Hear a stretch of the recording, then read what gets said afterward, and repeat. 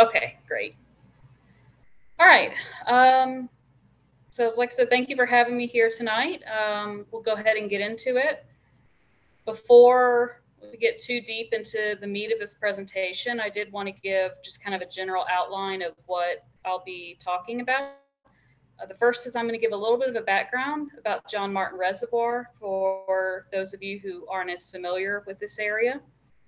We'll talk all about piping plovers and interior least terns, some of the conservation efforts that the Army Corps of Engineers and our partners are engaged in, things that you can do to help us conserve these birds, and then at the end I can take some questions if you have those. Oh, too fast. All right, so the plovers and terns at John Martin Reservoir need your help, but some of you may be asking where exactly John Martin is. It's understandable, it's in a pretty remote part of Colorado. So up here with the yellow star is Colorado Springs, and about 140 miles southeast down here is John Martin Reservoir. It's colloquially known as the Sapphire on the Plains. Like Clark said, it's a great area in the winter for waterfowl. And the land is owned by the Army Corps of Engineers, but parts of it are leased and licensed to Colorado Parks and Wildlife. So we do have a partnership with them, and in fact, a state park office as well. John Martin is a great place if you like being outside and love wildlife and nature. So we've had 312 species of birds documented here. A lot of these were life birds for me when I first moved here.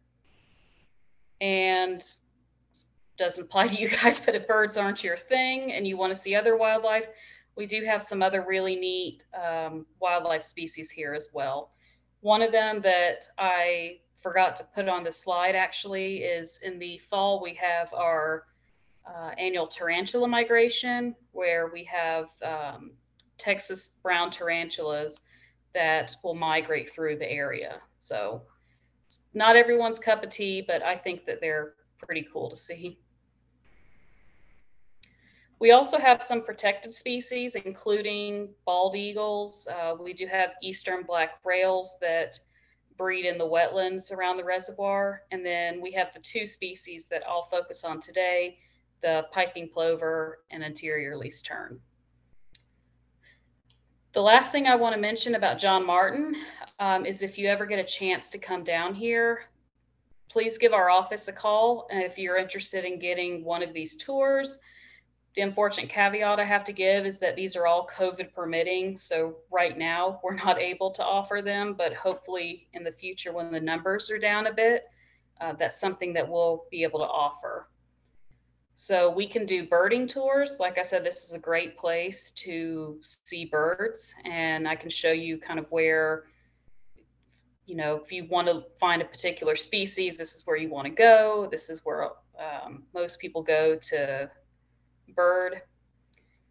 We also have a prehistoric petroglyph site where we have these petroglyphs or carvings that are thousands of years old. And it's really neat to go back there and, you know, see these things that were carved by people thousands of years ago and that are still here today. And then we also have our big one is our dam tours.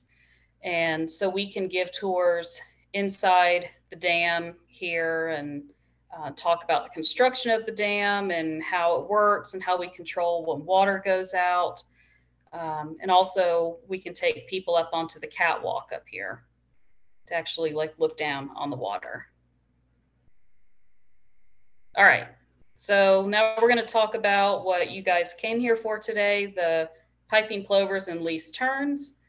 We'll start with piping plovers. So this is an adult piping plover in breeding plumage. Some of their key diagnostics are they have that sandy colored back, that black band between the eyes, which looks like a headband, or maybe I think of it as kind of a unibrow. They have an orange beak with a little black tip at the end, this black collar. around their neck. It may or may not connect. Sometimes it's broken, but there will be a black collar there. And then they also have these bright orange legs.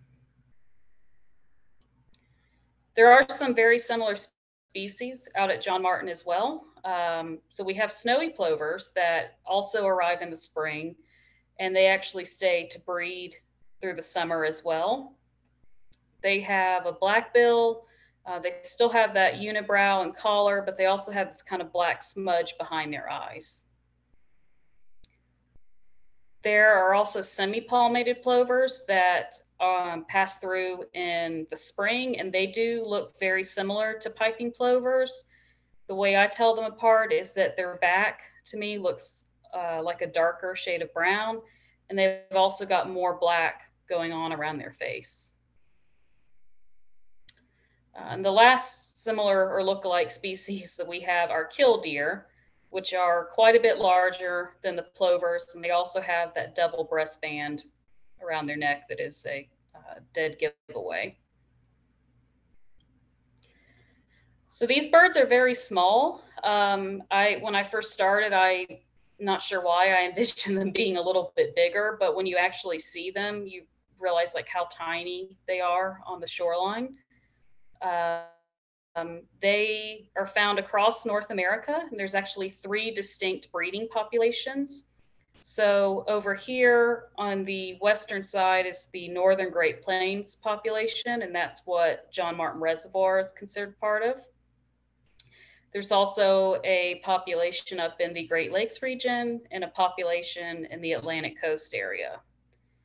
So these are the 3 primary regions where the birds breed.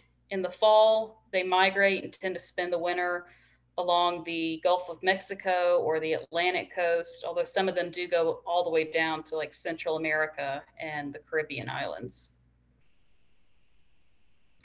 These guys like to eat small invertebrates like insects, worms, crustaceans, things like that that are hiding in the sand along the water's edge. And they employ what's called the peck and run strategy. So if you watch them, they'll run to a spot, get out a piece of food, and then run to another spot and repeat the process over again. So they're very, very active little birds. They have a couple of interesting behaviors. I'm hoping that this video will work. The first one here is a territorial behavior. Make sure the sound's down. And I call this charging because, you know, they put their heads down and they puff out their feathers and make themselves look really big. And this basically just chases another bird off their territory. It doesn't even have to be a piping plover. Sometimes it's killdeer that they'll chase. I like to joke that these guys are kind of minimalist when it comes to building nests. So unlike a lot of other birds that will actually build a nest out of like twigs or grass, these guys use their body to make a shallow depression or bowl in the sand called a scrape. And they may or may not line it with pebbles, but this is the end result right here in red. So their nests are very well camouflaged and not very easy to find. What have I got here? So this is another one of the courtship behaviors called pebble throwing. This is what males will do to try to entice a female to a nesting site. And this is just a way to say, I found this good nesting site. Give me your approval, essentially. And then this is my favorite behavior to see called marching. And so the bird on the right is the male. And basically what he'll do is walk behind the female and do this series of very stiff high kicks to try to get her attention. On average, they lay 4 eggs. And just like the nest, these are very hard to find, especially if you're, well, even if you're looking, they're very hard to find. So in the photo here, we've got 4 right in the center there.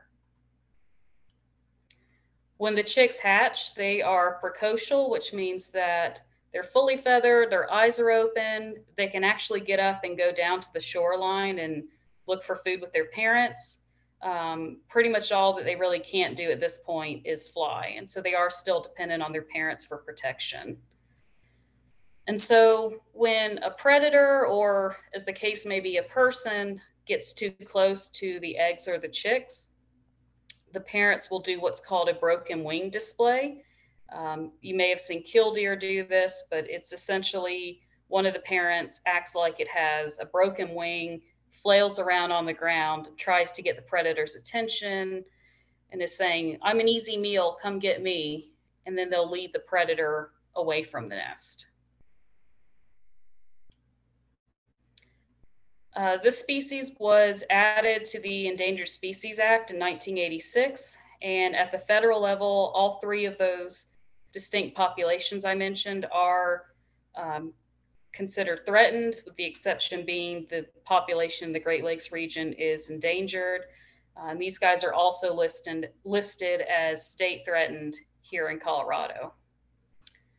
The good news is that populations have steadily increased since protection was added in 1986. So hopefully we can keep that upward trajectory and get those populations back to a better level. Okay, so switching gears a little bit, talking about our next shorebird, the interior least tern. They look quite a bit different than the piping plovers. They have this nice black head. They have a white mark on their forehead that you'll see in one of the later slides. When you look at it head on, it actually looks like an upside down triangle. And they have these bright yellow legs and bill. There are some other tern species that we have out at John Martin.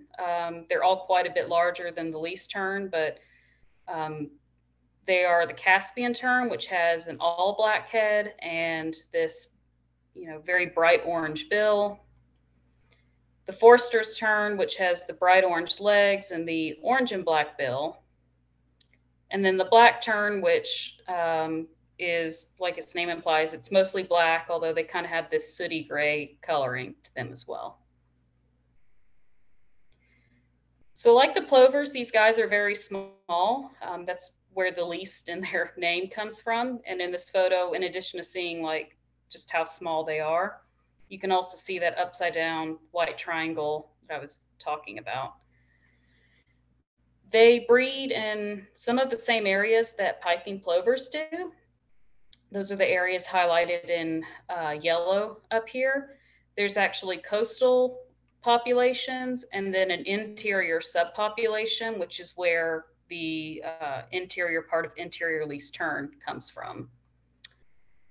So just like the plovers, these guys leave us in the fall and they overwinter a little bit further to the southeast in areas around the Caribbean and the Bahamas.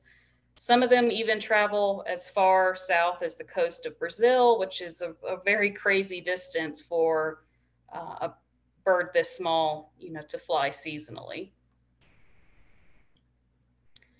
Unlike the plovers, these guys catch fish and they'll dive in the water to catch those. And they're typically pretty small, like this minnow here. They nest in more or less the same habitat as the plovers do. The main differences are that they don't line their nest bowls with pebbles, and sometimes they'll use what's called furniture to mark their nest site. And this can be something like a rock or a piece of driftwood or a plant. And it's thought that this helps them navigate back to their nest when they're coming back from the water for food. Their clutch sizes are a little bit smaller than the plovers. And unlike plovers that will, try to lead you away if you get too close, least terns go on the offensive and will actually dive bomb predators. If they get very worked up, they'll even poop or vomit on them. So it's not a pleasant situation. When the chicks hatch, they are called semi-precocial because, again, they're fully feathered and their eyes are open. But they're a little bit more dependent on their parents because since these guys catch fish in the water and the chicks can't fly yet, they're completely dependent on their parents for feeding. So I have a little video of kind of what that looks like, where one parent's at the nest with the chicks, and then another parent comes back and delivers the fish.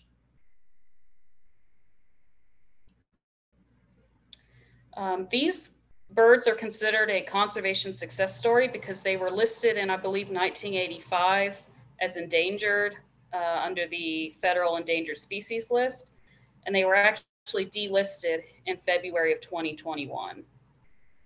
They are still considered endangered here in the state of Colorado, but again, as evidenced by that federal delisting, the populations have steadily increased since protection. And so hopefully here at Colorado and specifically at John Martin, we can continue that upward trend. Okay. So now I'm going to talk a little bit about some of the conservation efforts that we are engaged in. We have a plover and tern monitoring project that started in 1990 and has continued every year since. And this is actually a collaborative effort between 4 government agencies: Army Corps of Engineers, Colorado Parks and Wildlife, Geological Survey, and U.S. Fish and Wildlife Service. Some of the threats they're facing at the nationwide level is habitat loss, which can occur a couple of different ways. One of these is through altered shorelines. So when dams are built, that changes the hydrology and stream flow of rivers, and that can adversely affect plover and tern habitat. The other way is just human development. So just building condos or hotels or houses on what could be or what used to be plover and tern habitat and rendering it useless to them at this point. And then the big one, which you'll hear me harp on a little bit more in this presentation, is invasive species. So this tree right here is called Tamarisk.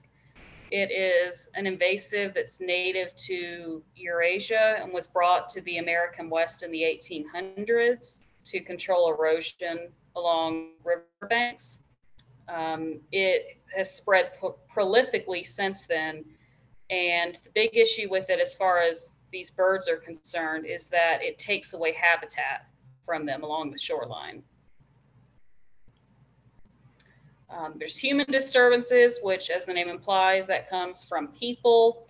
So this doesn't necessarily mean that people are going out actively trying to harass the birds, but they're very shy. And so just the presence of people is oftentimes enough to cause them to abandon an area.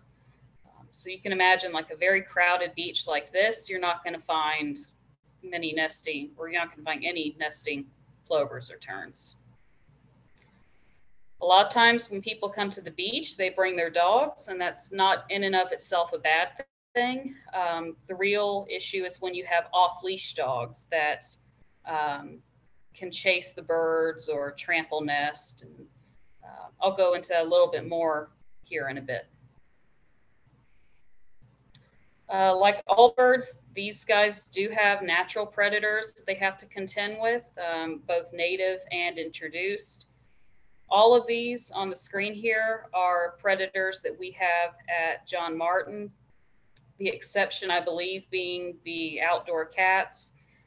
We're pretty remote, so I have not seen any evidence of cats, fortunately, and I think it would be very hard for them to make it out as far out as we are.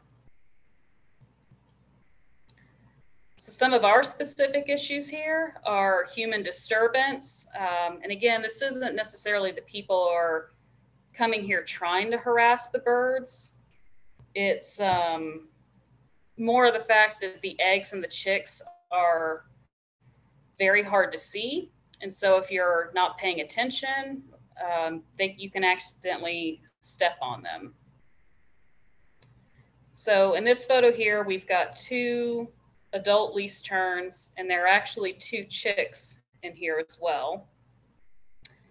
and they are right here. So you can see like just how well they really blend in with their environment. Same goes for the plovers. There's 2 eggs in this photo, but there are also 2 chicks right here.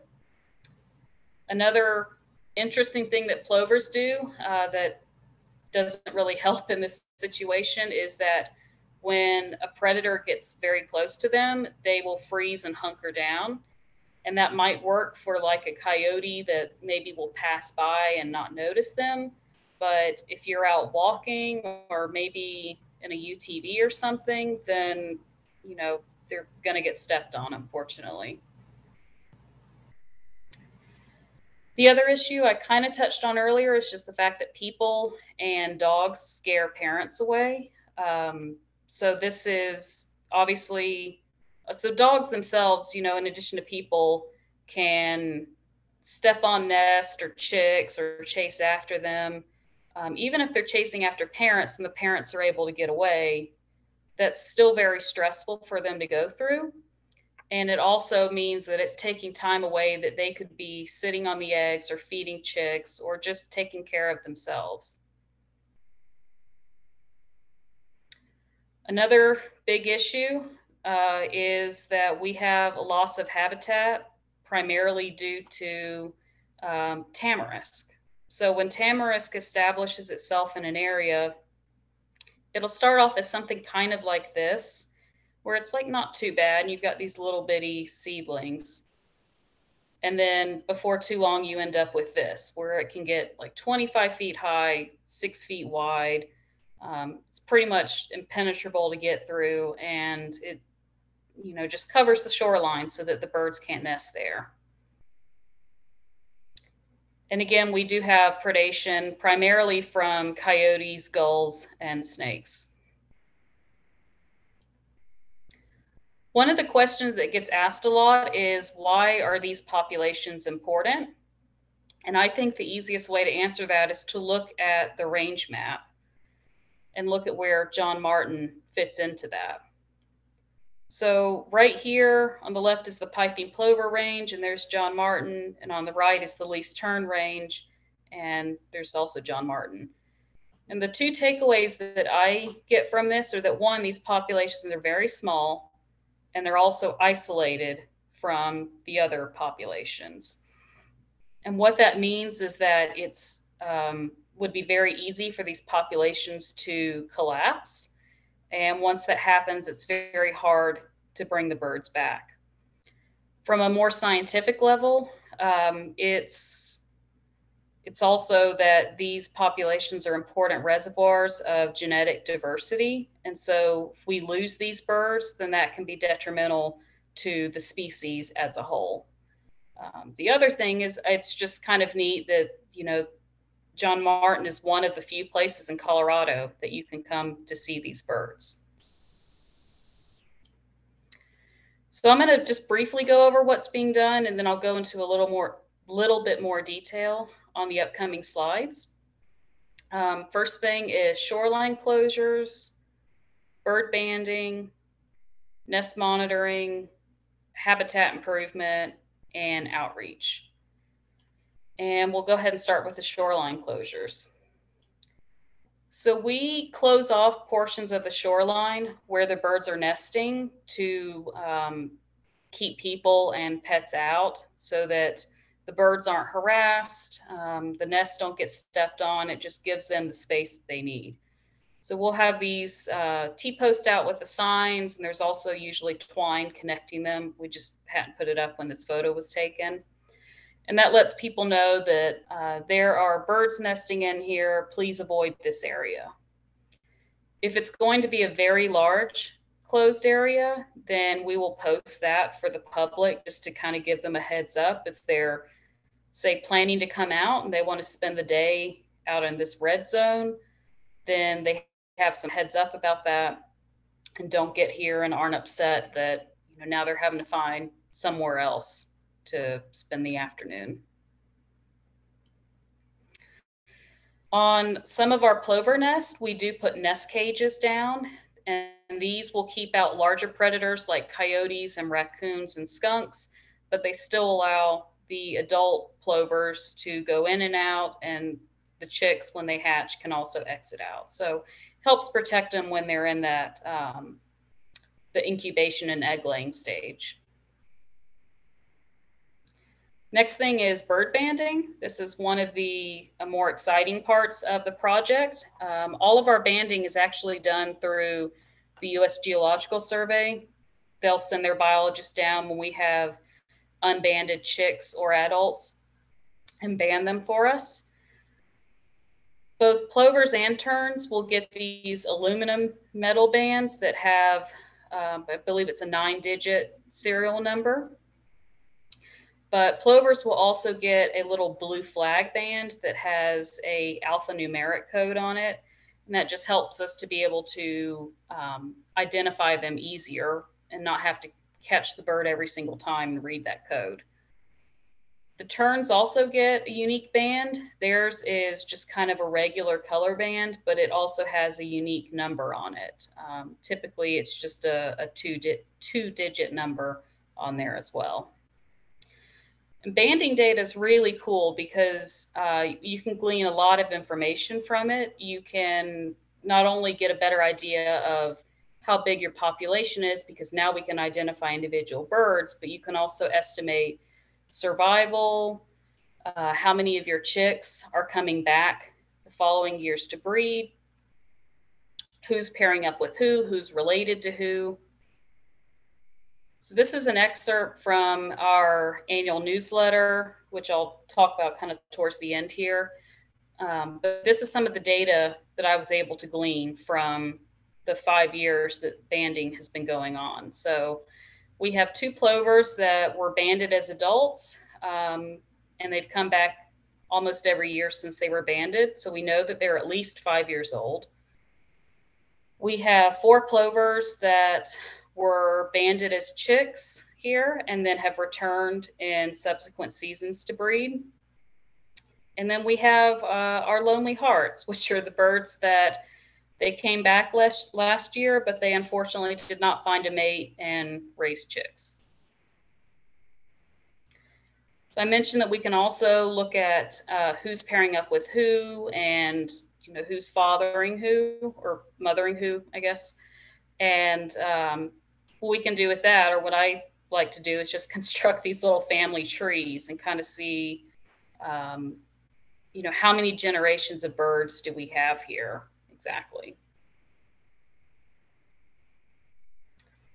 All right, the big part of this project is the nest monitoring. So we go out, we being Army Corps of Engineers and Colorado Parks and Wildlife, we go out and look for nesting birds. And once we find a nest, we'll record the exact location, how many eggs and hopefully eventually chicks are there, how long they've been incubating, whether the eggs hatch, or unfortunately if they fail. And we'll also try to get the IDs of the parents. So even with those flags and those little bands, it's still sometimes very hard to read them with a spotting scope. So the next tool that we use are these little Kodak video cameras.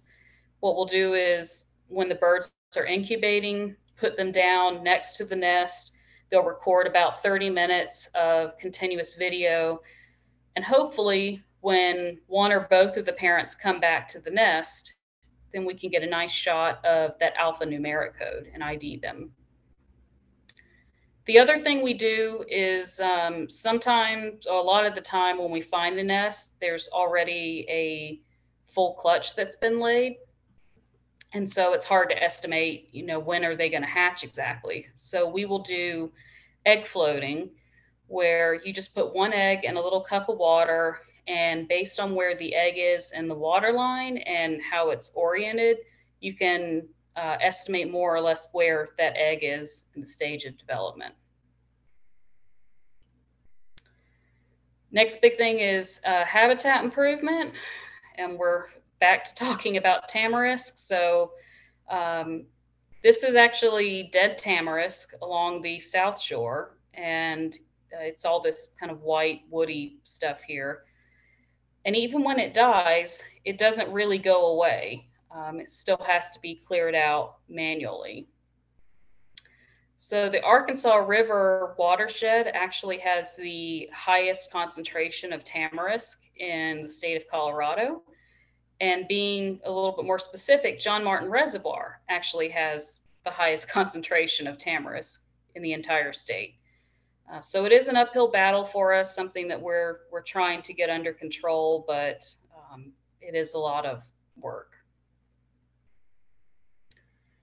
The last thing is outreach events, which is kind of what we're doing today.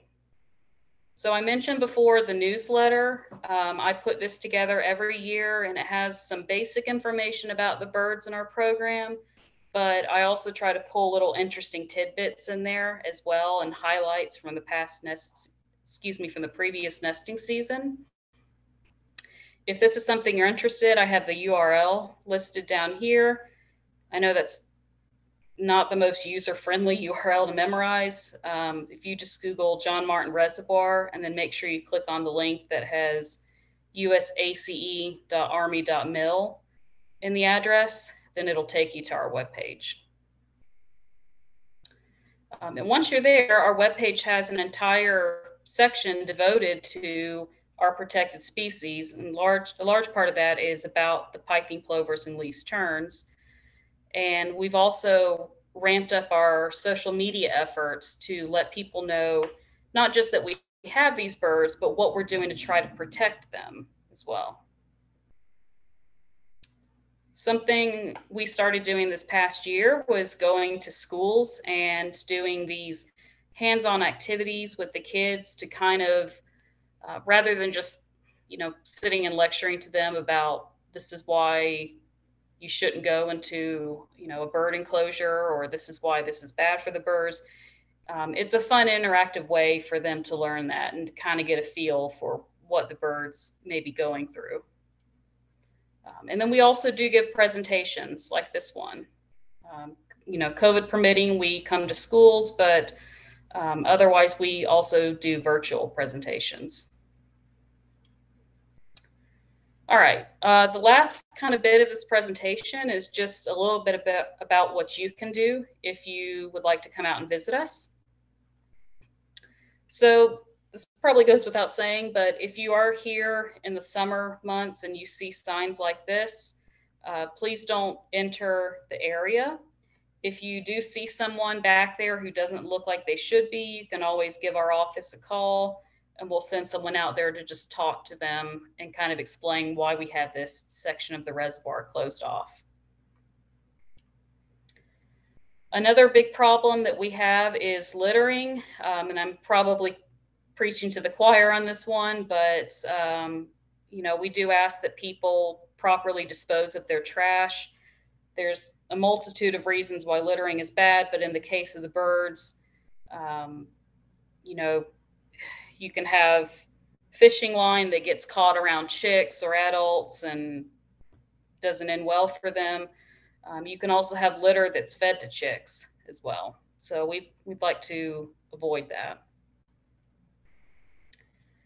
We do like to see dogs out at the reservoir, but we do ask also that they be kept on a leash. This not only keeps the birds safe, but it also keeps your dog safe, because we do have some hazardous wildlife like rattlesnakes as well. So keeping your dog on a leash and under control is the best way to protect them and protect the birds.